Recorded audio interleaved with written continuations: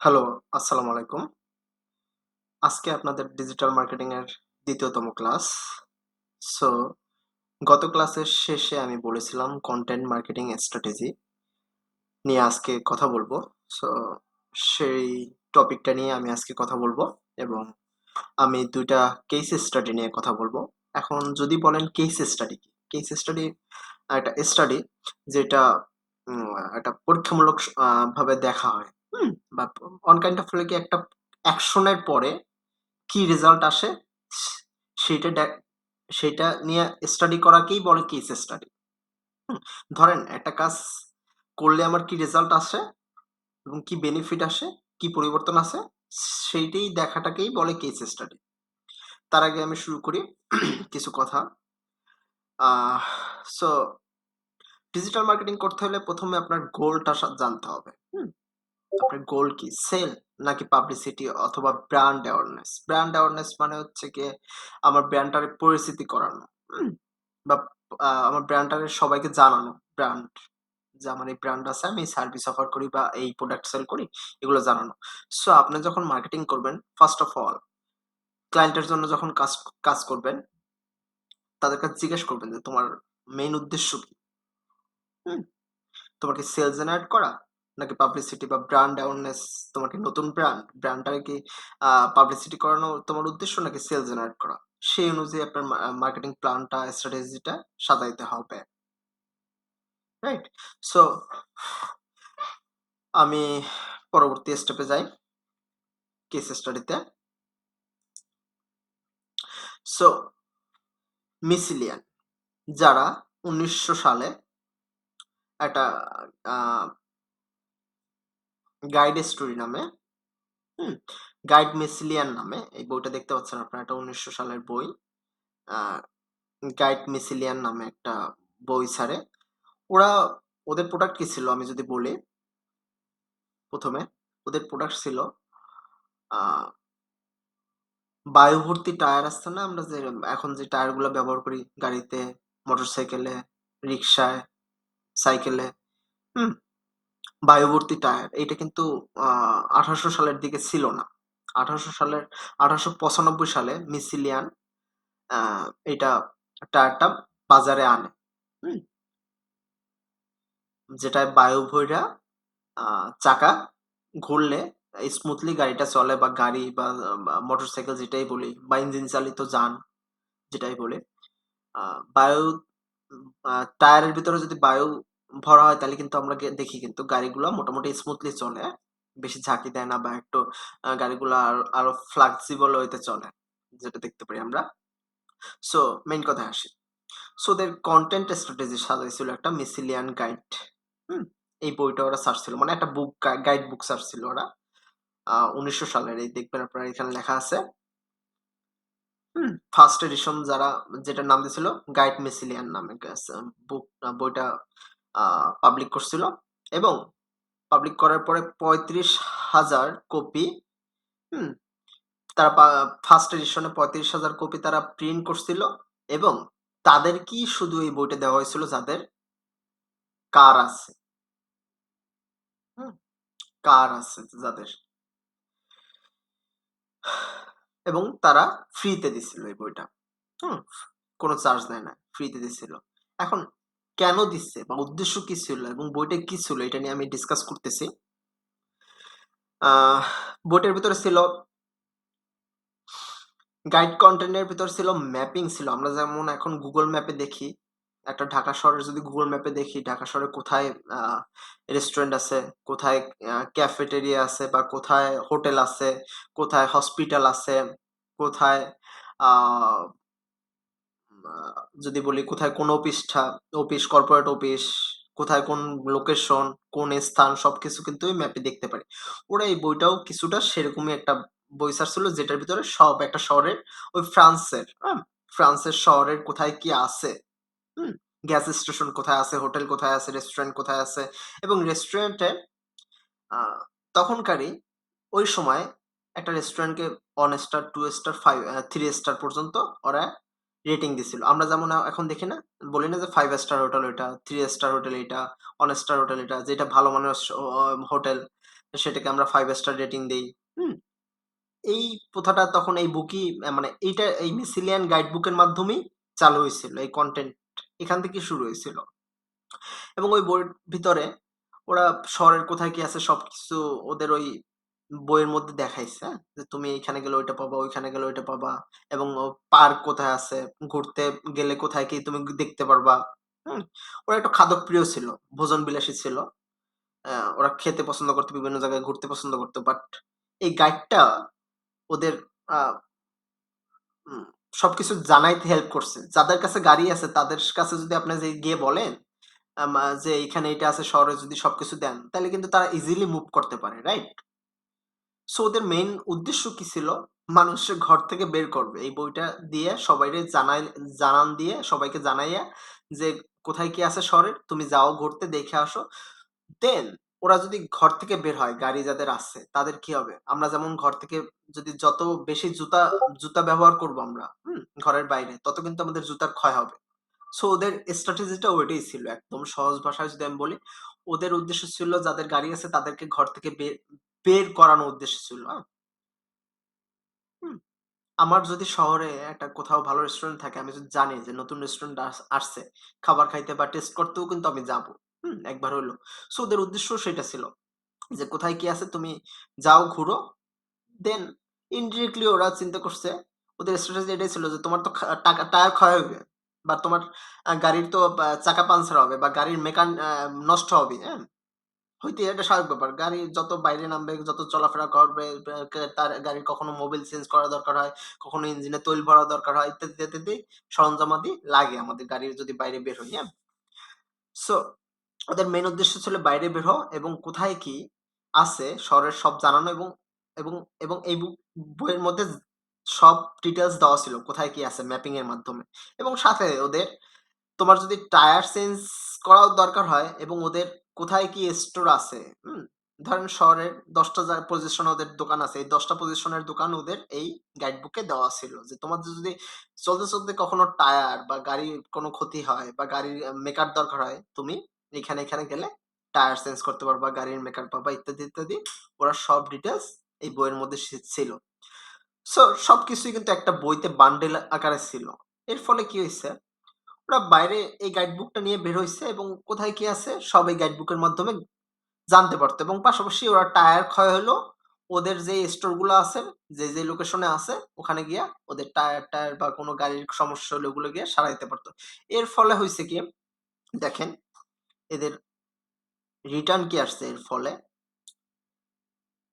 এই মিসিলিয়ান গাইডবুক কোম্পানির tyre selling company মানে টায়ার সেলিং ইন্ডাস্ট্রিতে লিডিং পজিশনে নিয়ে গেছে এবং ওয়ার্ল্ড ওয়াইড ১,১২,৩০০ এমপ্লয়ি কাজ করতেছে অলমোস্ট ২০ বিলিয়ন, ২০ বিলিয়নের একটু বেশি অ্যানুয়াল রেভিনিউ তাদের জেনারেট করতে হেল্প করছে এই বইটা।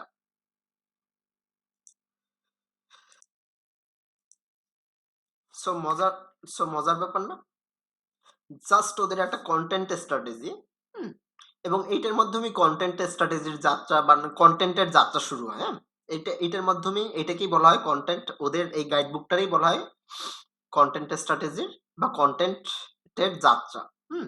বা ওরাই কনটেন্ট এই পৃথিবীতে বা এই ওয়ার্ল্ড ওয়াইড ১ম কনটেন্ট পাবলিক করছে, হুম? দারুণ স্ট্র্যাটেজি না এটা? তারপর যদি সামনে আগে আরেকটা কোম্পানির কথা বলবো, এটা আমরা সবাই চিনি। ইউনিলিভার। ইউনিলিভার তো ওয়ার্লড ওয়াইড তাদের বিজনেস আছে। সো ইন্ডিয়ান ইউনিলিভারকে বলা হয় হিন্দুস্তান ইউনিলিভার, হ্যাঁ? আমাদের যেমন বাংলাদেশের ইউনিলিভার কোম্পানিকে বলা হয় ইউনিলিভার বাংলাদেশ, ওদের কোম্পানির নাম। ইন্ডিয়ান কোম্পানিকে বলা হয় হিন্দুস্তান ইউনিলিভার। সো ওদের একটা প্রবলেম দেখছিল ৭, ৮ বা ১০ সালের দিকে ২০০০ এই রিসেন্টলি কথা। ১২ বছর আগের কথা, ১২-১৩ বছর আগের কথা। সো তখন ইন্ডিয়া দেখছিল পপুলেশন ভালোই আছে, ওদের অডিয়েন্স ভালোই ছিল। বাট অডিয়েন্সের কাছে বা যাদের কাছে ওদের প্রোডাক্ট পৌঁছাবে তাদের কাছে তেমন একটা টেকনোলজি বা পৌঁছানোর মতো তেমন কোনো ওয়ে ছিল না। হুম? একদম রুট লেভেলে তাদের মার্কেটিং করাটা খুব একটা কঠিন ব্যাপার ছিল ৮-৯ এর দিকে।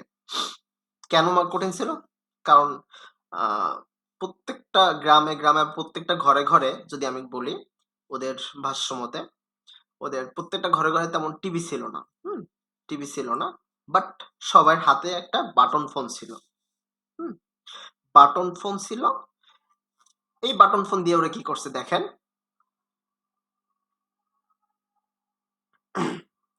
তাদের সলিউশনটা কি ছিল? KKT, create and distribute valuable, relevant and consistent content. হুম?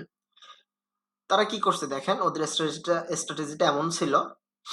আমরা যেমন মোবাইলে শুনি না? আপনি যদি আ গান শুনতে চান, ভালোবাসার গান শুনতে চান বা প্রিয় মানুষকে পেতে চান বা প্রিয় মানুষ বা ক্রিকেট আপডেট পেতে চান, তাহলে এত বাটনে ক্লিক করুন এবং ডায়াল করুন। হুম? ওরাও এই স্ট্র্যাটেজিটা ফলো করছে। বাটন ফোনে কি করতাম? এটা ২০১০ ৮-৯ এর দিকেও কিন্তু আমরা দেখছিলাম। কি হইছিল? হুম? যে বাটন ফোন থেকে আমরা রেডিও-টেডিও শুনতে পারতাম বা কোনো গান-টান বা কোনো কিছু মুভি আপডেট বা চলচ্চিত্র আপডেট যেগুলো আসতো, আপডেট গানগুলো আসতো বা বা আপডেট যেই আ ফিল্ম ইন্ডাস্ট্রির যে মুভিগুলা, গানগুলা যেগুলাই বলি, ওগুলা আসতো, ওগুলো আমরা একটা নির্দিষ্ট আ নির্দিষ্ট একটা কোড বা যে নাম্বার টিপা আমরা ওটা কিন্তু শুনতে পারতাম। ওটা ২০০৮-৯ এর দিকেও ছিল, হ্যাঁ? যারা আমরা একটু সিনিয়র লেভেলে আছি তারা জানি। সো ওরা কি করছে দেখেন, ওরা ৬০ মিনিট, ওরা ফ্রি রেডিও দিছে এই বাটন ফোনগুলাতে। তুমি যদি এত বাটনে ক্লিক করো তাইলে তুমি ৬০ মিনিট ফ্রি রেডিও শুনতে পারবা মাসে। এবং ওই ৬০ মিনিট রেডিও শোনার ভিতরে ওদের ক্লোজ আপ, পন্স, সুইল এই ৩ টা প্রোডাক্টের বিজ্ঞাপন দিত। হুম? ধরেন একটা কেউ গান শুনতেছে, এর মধ্যে ৫ মিনিট পরে এই প্রোডাক্ট গুলার বিজ্ঞাপন দিত।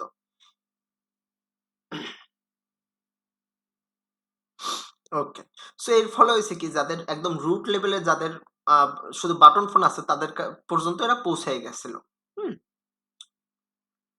এবং এর ফলে তারা কি গেইন করতে পারছেন দেখেন।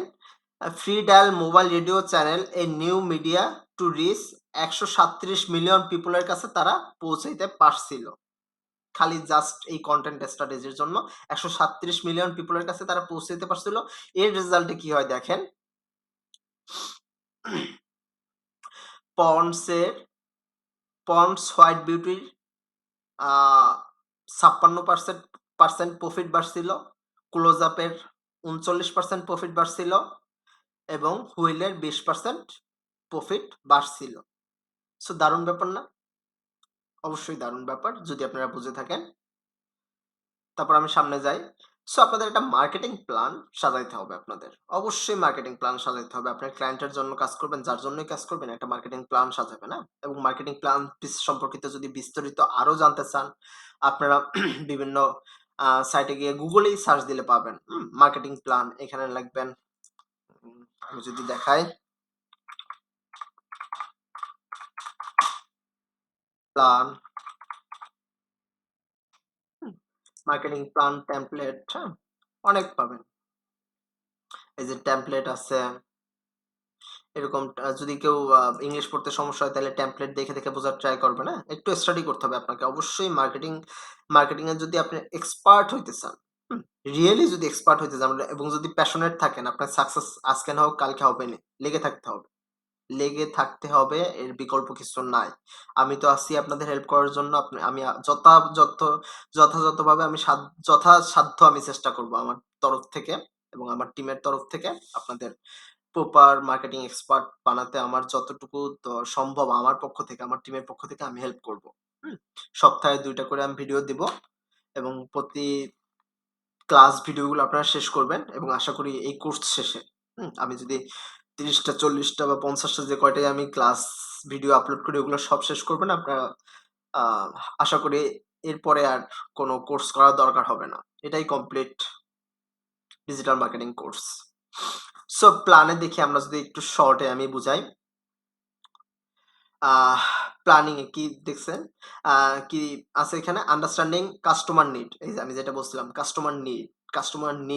কাস্টমার কি চায় সেটা আগে বুঝতে হবে। আপনার প্রোডাক্ট সার্ভিসের কোন ক্যাটেগরিটা চায় বা কি তারা চায়। প্রোডাক্ট আমি বানাইলাম। এখন ধরেন আমি একটা হেডফোন বানাইলাম। বাট কাস্টমার এই এই যে আমি ফিচারটা হেডফোনের ধরেন একটা ফিচার, হ্যাঁ? এটা বানাইলাম হেডফোনটা কি চায় কাস্টমার? কি বললে তারা তাদের অ্যাট্রাকশন বা তাদের আ ফোকাসটা আমরা পাবো। হুম? এটা আপনাদের বুঝতে হবে। Then marketing research, marketing data, customer কোন ধরনের প্রোডাক্ট পছন্দ করে, কেন পছন্দ করে, হুম? কাদের বিজ্ঞাপনগুলা বেশি রিচ হয় এগুলো নিয়ে আপনার রিসার্চ করতে হবে। বা রিসার্চ নিজে না করতে পারলেও দেখবেন অনলাইনে বিভিন্ন ডাটা আছে ওগুলা সার্চ দিয়ে খুঁজে বের করবেন, পেয়ে যাবেন। মার্কেট সিলেকশন ডিসিশন, হুম? কোন মার্কেটে আপনি বিজ্ঞাপন করবেন বা আপনি কোন মার্কেটে আপনার প্রোডাক্টটা লঞ্চ করবেন বা প্রোডাক্টটা একটা বা সার্ভিসটা দিবেন সেটা আপনাকে ডিসাইড করতে হবে। দেন মার্কেটিং সিলেকশন ডিসিশন এর মধ্যে আছে হলো গিয়ে মার্কেটিং সেগমেন্টেশন, না? কারা আপনার টার্গেট অডিয়েন্স? তারা কি পুরুষ, মহিলা? হুম? তারা তাদের বা লোকেশন কোথায়? হুম? ডেমোগ্রাফিক লো ব্যা ব ক বা লোকেশন বা সাইকোলজিক্যাল বিহেভিয়ার, আ সাইকোলজিক্যাল বিহেভিয়ার, তাদের কি পছন্দ করে, তাদের লাইফস্টাইল কেমন এগুলো আপনাকে জানতে হবে। দেন টার্গেট মার্কেট, হ্যাঁ? এগুলাই সিমিলার কথাই, দেন পজিশনিং ওই আমি যেগুলো বলছিলাম, কোথায় আপনি মার্কেটিং করবেন এগুলো আপনার জানতে হবে। Then marketing mix, marketing mix already আমি বলছি একবার লাস্ট ক্লাসে প্রোডাক্ট, প্রাইস, প্রমোশন, প্লেস। এটা একটা পপুলার মার্কেটিং থিওরি। সো এটা আমরা যারা অনার্সে পড়াশোনা করছি ইউনিভার্সিটিতে তারা সবাই জানে। সো আপনাদেরও এইজন্য একটু মোটামুটি একটু ধারণা দেওয়া, আপনাদের যতটুকু পারি ধারণা দেই। হ্যাঁ, সো প্রোডাক্ট আমার কি প্রোডাক্ট নিয়ে কাজ করব? প্রোডাক্ট বা সার্ভিস প্রাইজিং কেমন হবে?